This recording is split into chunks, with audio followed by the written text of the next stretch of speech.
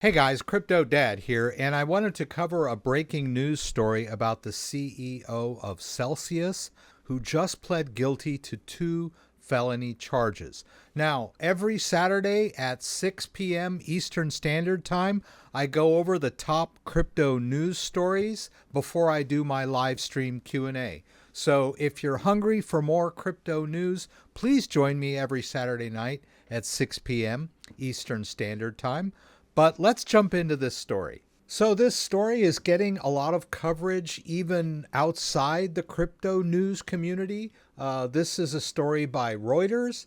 I also saw a story about this on Zero Hedge. But let's go over the story as told by Cointelegraph, one of my go-to crypto news sources. Alex Mashinsky to plead guilty to 2 charges in plea deal.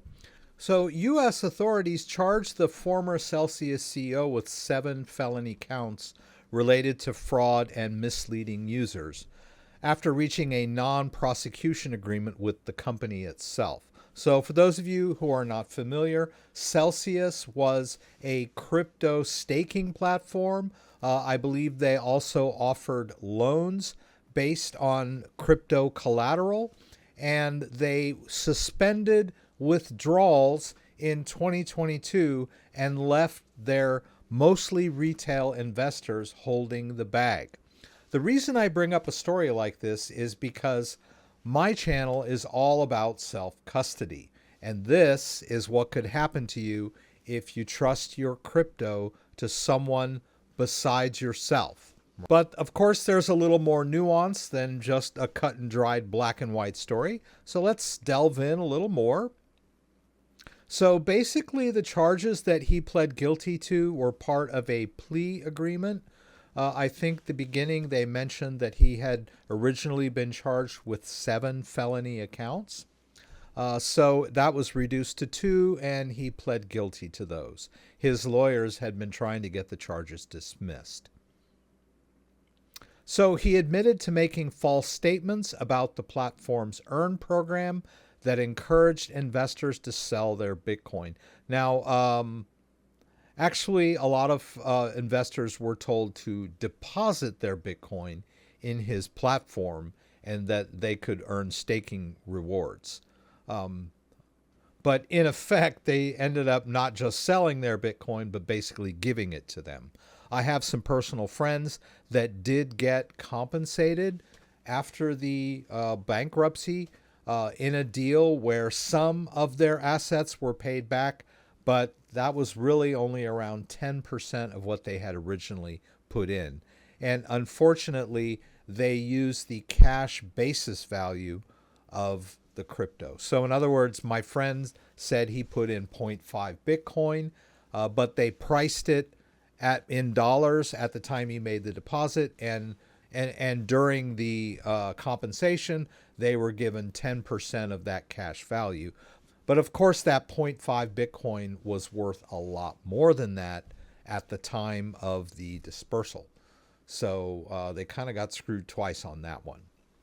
So here's his quote. I said that Celsius had approval from regulators. It was false. I falsely said that I was not selling my CEL tokens. I accept full responsibility for my actions. So not only was he telling everyone that his company was doing fine when he knew that the company was failing, but he was also selling the native CEL token in order to cash himself out, knowing that the company was about to fail. So this is basically fraud by any definition. So I'm going to link this story down below. I'm also going to link the story from July, which talks about the original 7 charges, right? Originally, he was going to get securities fraud, commodities fraud, wire fraud, and let's see, a couple of others. Here we go. Conspiracy, securities fraud, market manipulation, and wire fraud related to manipulating the price of the Celsius token, right? So he was in a world of trouble. So he probably got off pretty easy. They say that the maximum penalty he could face is 30 years, but I doubt his actual sentence will be anything close to that. So I did a quick search in my Brave browser to just sort of go over the top companies that failed in the Bitcoin staking sphere. We've got Celsius at the top, Voyager Digital, Three Arrows Capital, FTX, which of course everyone knows about, and Babel Finance. So you might think that crypto staking or Bitcoin staking is dead, but it's not. There are still a lot of companies involved in Bitcoin staking. Now, most of these companies are above board, but the point is that you really need to do your research into a company if you're going to trust them with your crypto. It's very important. There's nothing wrong with storing your crypto on a trusted exchange with a trusted custodian. But when you start dealing with a company that's promising you the world and promising you a return on your Bitcoin, you really need to be hyper aware of what's going on.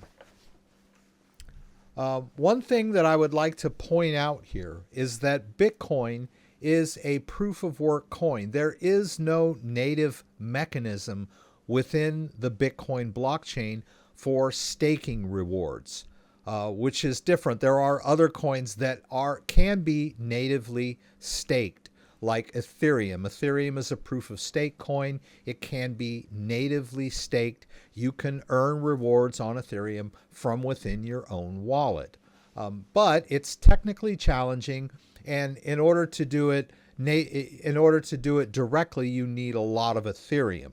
So most people would prefer to have a trusted custodian do it. And when trusted custodians stake Ethereum for you, they're basically turning around and taking advantage of the native staking abilities of the coin. So they're staking the coin and earning rewards, and they're basically sharing those rewards with you. But when it comes to Bitcoin, it gets a little more complicated. Basically, if they're giving you any kind of return on Bitcoin, that means that they're having to use your Bitcoin to help them earn money in some way or form, whether it's lending that Bitcoin out to someone else or using your Bitcoin as liquidity so that they can be a trading platform and earn trading fees on that Bitcoin. They're using your Bitcoin in some way in order to generate the revenue that they can use to afford to pay you a return. So always take this into consideration. Bitcoin cannot be natively staked. So personally, I feel that you should just hold your Bitcoin. Right? I have no problem with using staking. It is challenging, but it can be done. And I am a self-custody enthusiast and advocate. My channel is based on, how to do self-custody, and I've done a few on how to stake stakeable coins from within your wallet. But I always discourage people from keeping the bulk of their crypto with what we would call trusted authorities, even if they are trusted. I prefer self-custody. And I kind of wanted to cover this story because it gives a good example of what can happen when you choose a custodial service as opposed to keeping your crypto in your own wallet. But always be smart when it comes to crypto. Never invest money in crypto that you can't afford to lose.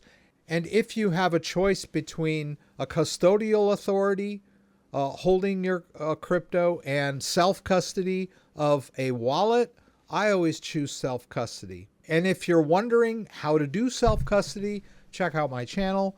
I've got thousands of videos that I've put up over the last 7 years. You can check out my step-by-step tutorials if you want to know more about self-custody. But there are dangers in trusted custody. If you like this video, give me a thumbs up. If you'd like to subscribe to my channel, I would appreciate it.